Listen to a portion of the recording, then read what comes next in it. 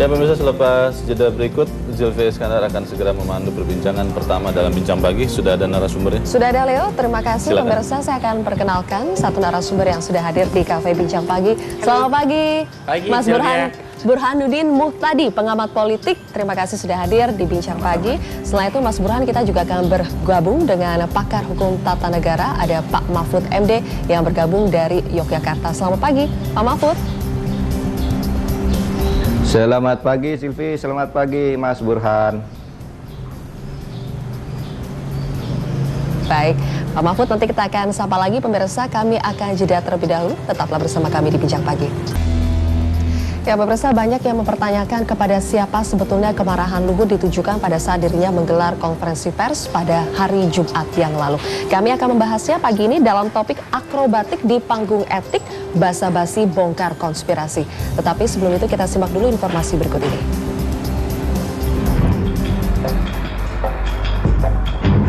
Sekuel tontonan pengadilan etik di MKD yang mengadili Ketua DPR Setia Novanto hari ini memasuki episode baru.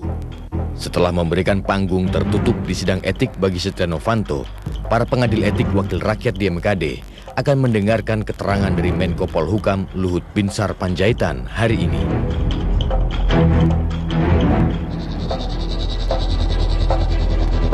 Kesaksian mantan elit Partai Golkar yang namanya disebut 66 kali dalam rekaman percakapan kontroversial itu, menurut MKD diperlukan untuk mengkonfirmasi keterangan pelapor, saksi, dan terlapor sebelumnya.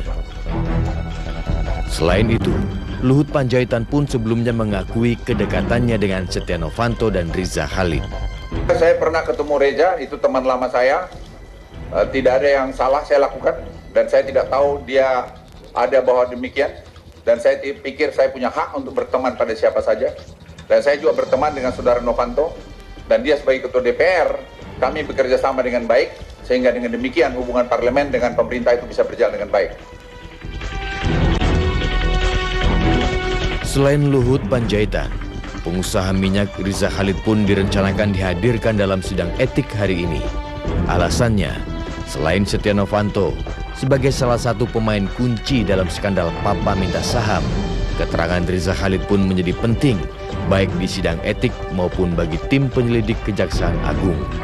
Namun kolega Setia Novanto itu hingga kini belum diketahui keberadaannya. Berbagai pihak menilai para hakim MKD seharusnya sudah bisa menentukan derajat pelanggaran etik dan kepatutan yang dilakukan Setia Novanto. Namun keputusan akhir di MKD bagi Novanto diprediksi adanya tarik-menarik kekuatan politik. Persoalan menjadi lain ketika misalnya tarik-menarik kepentingan politik itu masih sangat amat kuat. Dan kalau sampai dengan yang sudah-sudah, tampaknya kita melihat bahwa tarik-menarik kepentingan politik itu masih sangat amat kuat. Dan kalau ini masih stabil, tarik-menarik kepentingan politik itu, sulit membayangkan akan segera bisa diambil kesimpulan dan keputusan bersama oleh MKD. Kecuali kalau memang kemudian ada kesepakatan-kesepakatan di balik layar yang memungkinkan mereka mengambil keputusan cepat. Sementara di mata publik, suguhan tontonan pengadilan etik bagi sang komandan parlemen itu justru semakin mengikis kepercayaan publik terhadap lembaga wakil rakyat. Semua barang bukti udah ada, rakyat juga udah bisa lihat, dan kita harap MKD bisa menyuarakan suara kita juga. Sepertinya ya udah bisa ditebak. Ya hasilnya nggak jauh berbeda, bahwa tidak ada hasilnya gitu. Ya tetap aja bahwa Setia Novanto itu nggak bersalah gitu. Cobalah transparan ke masyarakat ini, jangan terselubung, jangan tersembunyi. Rakyat itu menunggu itu sekarang, Bu.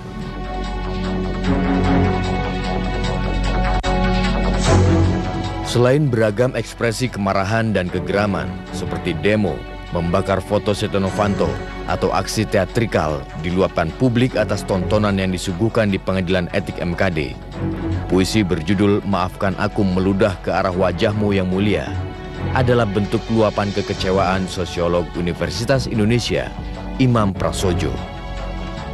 Saya menulis puisi ini tidak dimaksudkan untuk menyinggung orang per orang. Dan mudah-mudahan tidak ada orang yang merasa terluka. Ini hanya ungkapan kekesalan saya melihat keadaan ini. Judul puisi ini, mohon maaf, judulnya Maafkan Aku Meludah ke Arah Wajahmu Yang Mulia.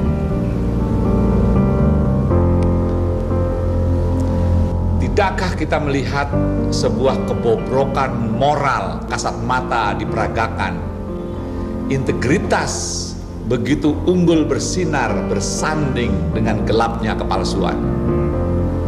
Panggilan yang mulia berkali diucapkan, namun hati begitu terluka mendengar karena gelar dan perilaku tak bersesuaian, karena baju kehormatan disalahgunakan, dijadikan penutup kebusukan dan kebobrokan.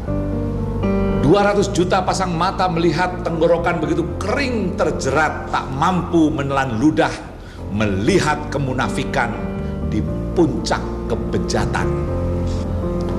Karena itu yang mulia, maafkan aku. Kali ini aku tak tahan harus meludah ke arah wajahmu. Wajah kepalsuan yang bagiku begitu menyebalkan dan memuakkan.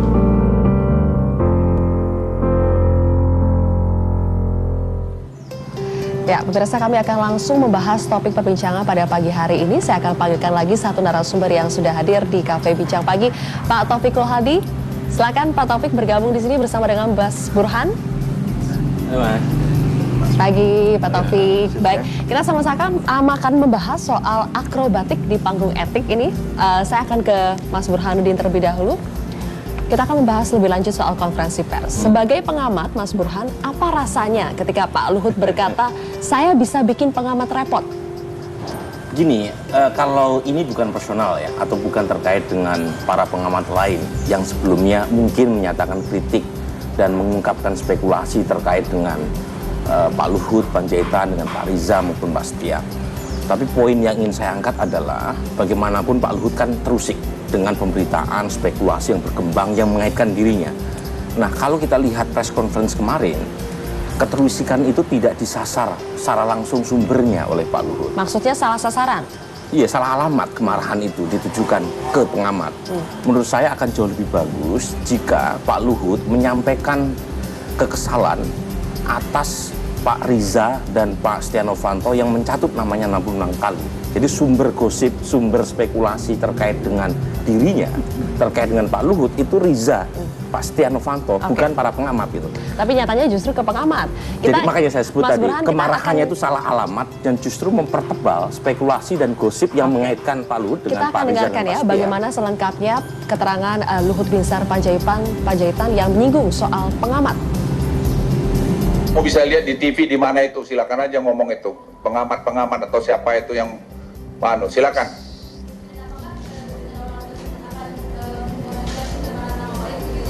Saya akan pertimbangkan.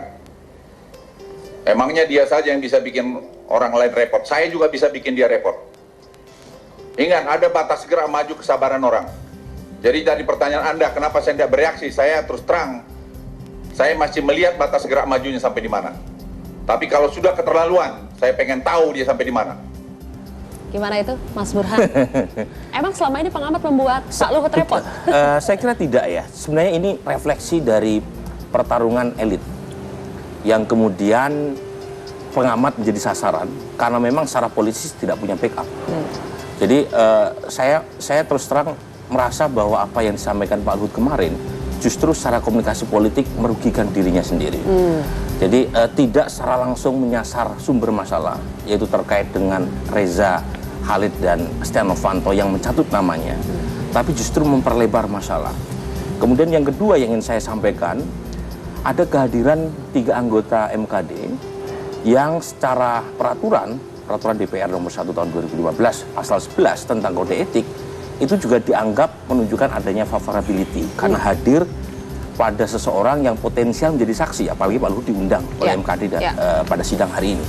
Nah, itu tentu juga akan menimbulkan spekulasi yang berkembang dan merugikan Pak Luhut sendiri. Jadi saya menyesalkan kenapa Pak Kahar, kemudian Pak Adis, dan satu lagi Pak Ridwan itu menghadiri undangan Pak Luhut di sebuah acara yang potensial mempertebal plot tadi gitu loh. Jadi saya tidak tahu apa alasan mengundang 3 anggota MKD dan mengapa misalnya kalau kita teliti komentar Pak Luhut dari awal itu sepertinya tidak happy bukan kepada Pak Setia dengan Pak Riza, tapi justru kepada misalnya Pak Sudirman Said yang melaporkan ke MKD. Misalnya pernyataan Pak Luhut yang paling kencang di awal kan, apakah Pak Sudirman Said sudah mengantongi izin dari Presiden? Setelah dibuktikan bahwa Pak Jokowi marah besar, arahnya berbalik bukan ke Pak Sudirman Said sebagai titik kemarahan beliau, tapi justru ke para pengamat dan media. Jadi saya tidak paham apakah ini bagian dari melebarkan masalah, ataukah memang Pak Luhut tidak memahami sesuatu yang sangat mudah untuk dijelaskan ya dengan akal sehat. Bahwa masalah utamanya adalah Setia Novanto dengan Riza Khalid yang menyebut namanya, inilah sumber yang menyebabkan Pak Luhut dan Pak keluarganya itu terusik karena dikaitkan dengan masalah yang muncul dalam kasus izin Mas Burhan, saya juga Freeport. akan tanya pendapat dari Pak Mahfud MD. Pak Mahfud, Anda mungkin sudah menyaksikan bagaimana konferensi pers yang dilakukan oleh Menko Polhukam Luhut Binsar Panjaitan. Bisa Anda tanggapi ada apa sebetulnya di balik kemarahan Luhut ini?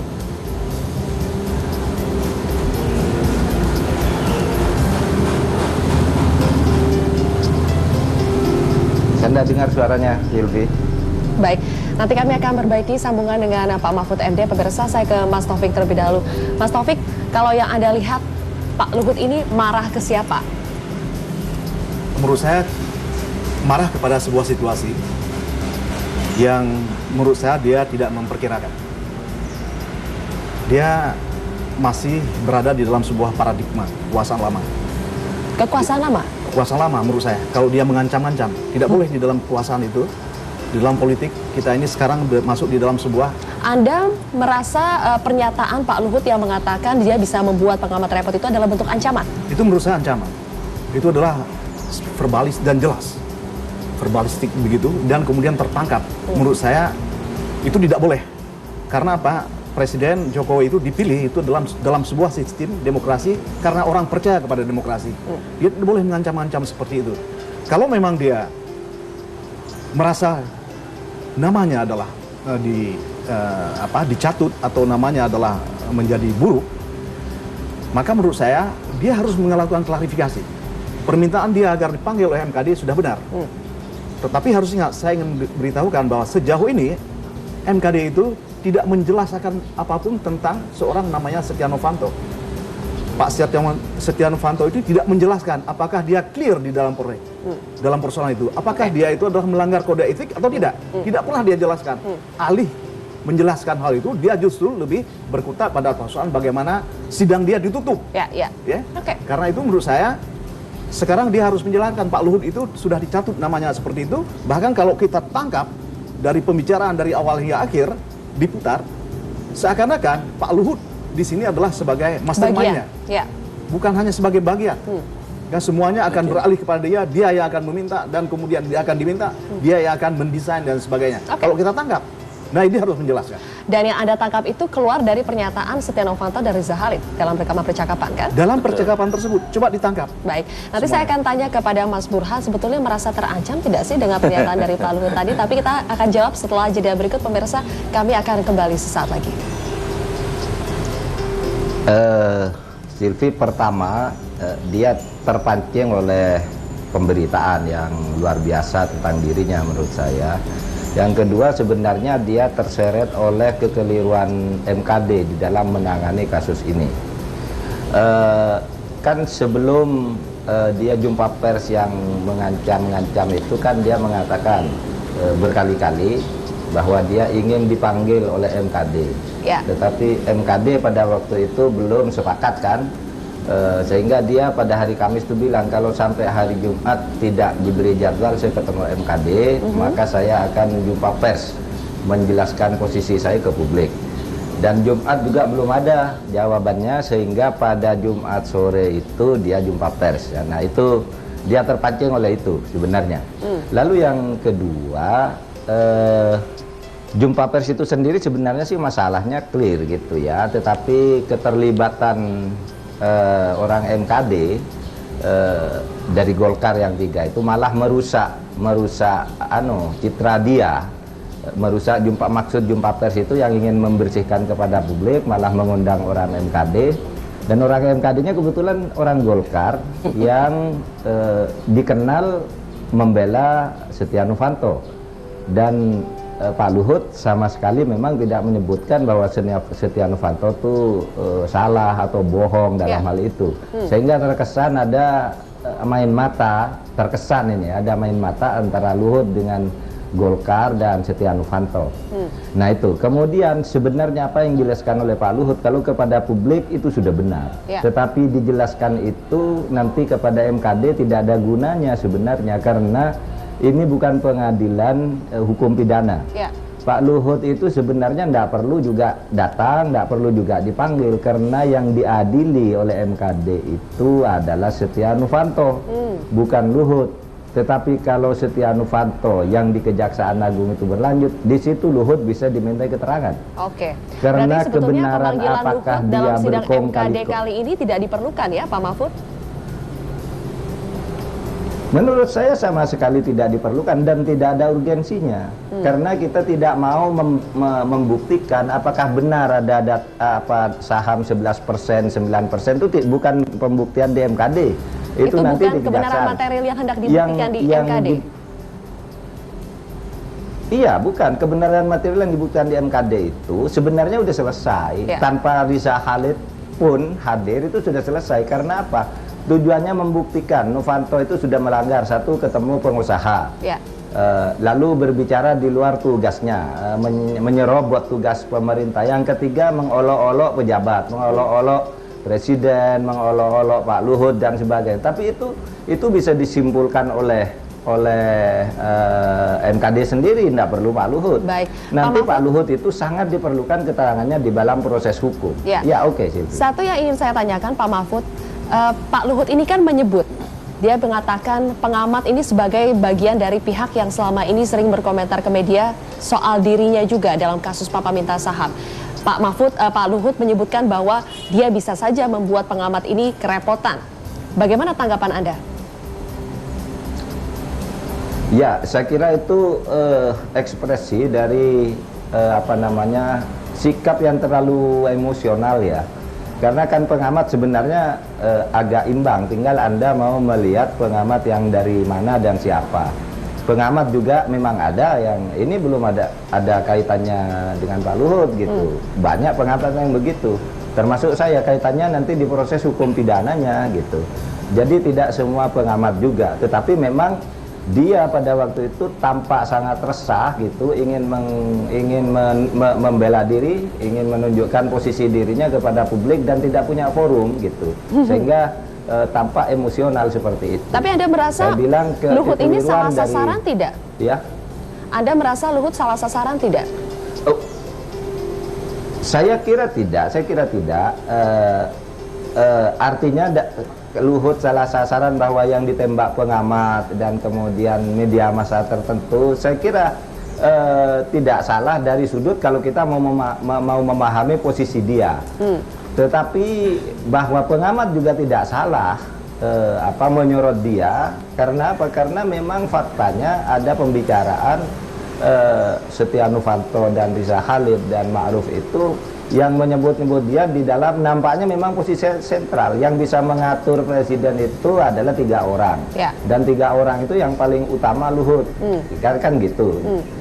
Saya kira tidak ada yang salah dari pengamat. Jadi sebetulnya dalam rekaman percakapan Pak Mahfud jelas sebetulnya yang mengait-ngaitkan Luhut dalam kasus Papa Minta Saham ini sebetulnya adalah teman Luhut sendiri, yaitu Setia Novanto dan Riza Khalid.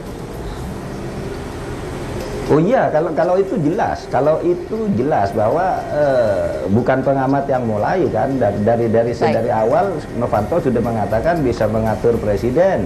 Kalau saya ketemu Pak Luhut, ketemu presiden bertiga 99% urusan selesai. Itu kan Novanto yang bilang. Dan pengamat tidak bisa disalahkan karena pengamat itu kan melihat apa yang di luarnya. Nanti kalau saya sudah sampaikan, kalau Pak Luhut itu nanti sebenarnya di kejaksaan aja dijelaskan bahwa di mana posisi dia yang sebenarnya. Nah ini kan kejaksaan sedang berjalan juga kan sekarang. Pak Mahfud, kita tahan di situ dulu, kita harus jeda terlebih dahulu. Pemirsa, kami akan kembali lagi selepas jeda. masih memperbincangkan soal akrobatik di panggung etik basa-basi bongkar konspirasi. Mas Burhan menyambung pertanyaan yang saya tadi ketika Pak Taufik mengatakan sebetulnya yang disebutkan Pak Luhut itu ancaman kepada pengamat. Anda merasa terancam tidak dengan kata-kata dari Pak Luhut? Saya pribadi tidak merasa terancam karena saya juga baru datang dari Australia.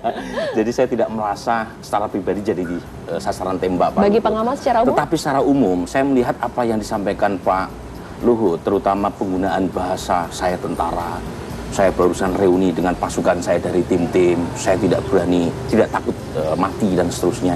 Itu bahasa intimidatif yang menurut saya tidak elok disampaikan oleh Pak Luhut Panjaitan, karena kita tahu Pak Luhut punya track record yang cukup bagus, terutama di kalangan tentara yang dianggap lebih intelektual, lebih bisa bergaul dengan kalangan siapa saja. Nah, kemarin dalam press conference, saya saksikan rekamannya full itu di YouTube, itu kelihatan justru malah menjadi bumerang buat Pak Luhut sendiri. Jadi saya terus terang menyayangkan kenapa tidak ada yang mengingatkan Pak Luhut, baik dari sisi konten substansi yang disampaikan Pak Luhut dalam press conference kemarin, maupun yang diundang karena ada trio MKD. Ketika trio MKD itu diundang, bumerang juga bagi Pak Luhut sendiri? Jelas, karena kalau kita lihat peraturan DPR, nomor 1 tahun 2015, pasal 11 tentang kode etik itu clear itu.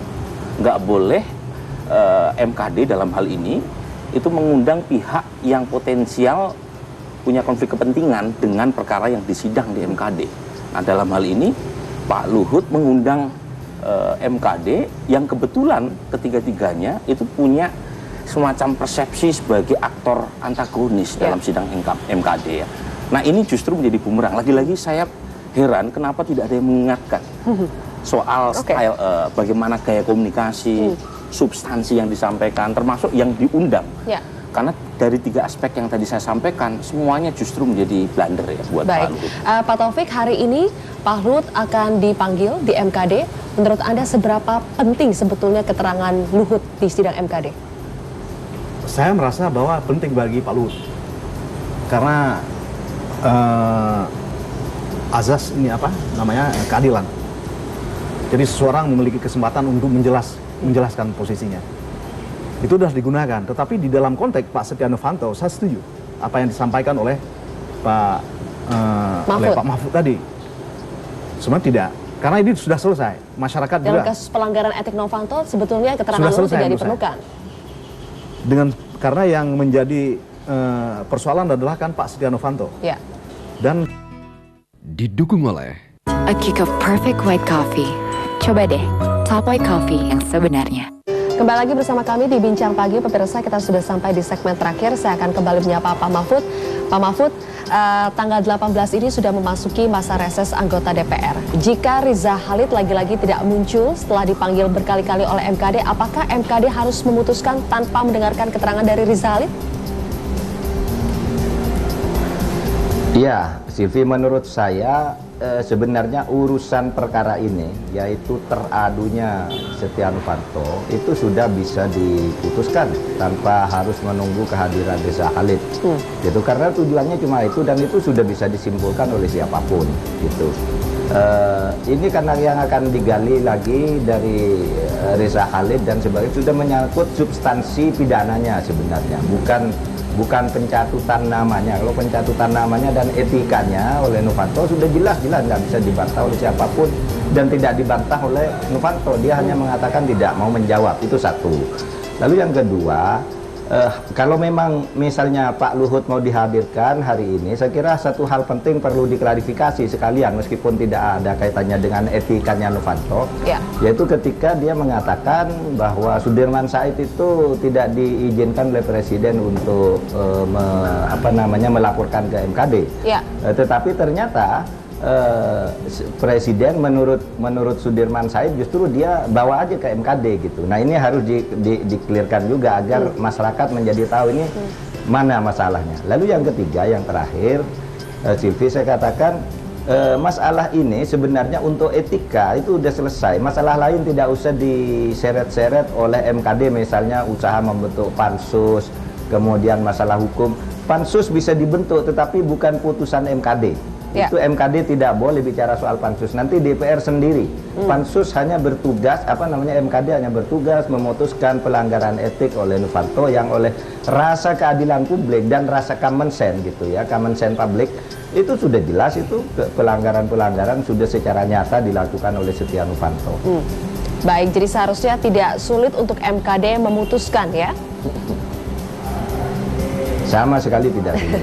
Baik, terima kasih Pak Mahfud MD atas waktu Anda bersama kami di Bincang Pagi hari ini.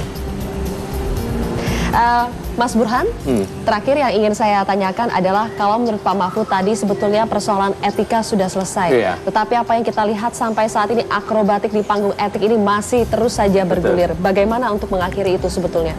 Sebenarnya kembali ke komitmen awal, MKD itu kan satu badan yang dibentuk untuk menjaga kehormatan anggota dewan.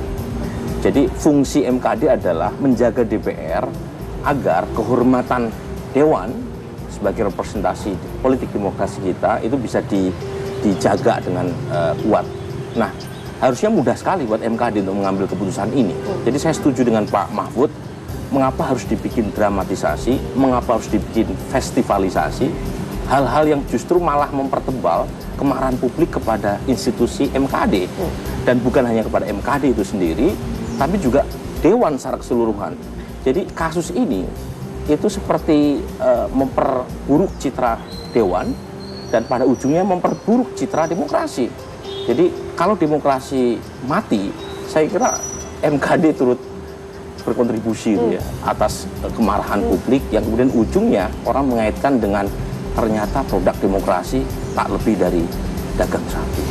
Tapi kalau kita lihat pernyataan-pernyataan semacam ini yang mendorong sebetulnya MKD untuk bekerja secara objektif sudah disuarakan dari berbagai pihak. Persis. Tetapi kenyataannya apa yang kita lihat justru MKD ini bukannya semakin baik, tetapi ada kecenderungan semakin melempem. Iya, itu kelihatan sekali ya. Sesuatu hal yang mudah untuk diputuskan karena ini terkait dengan masalah etik, patut atau tidak patut.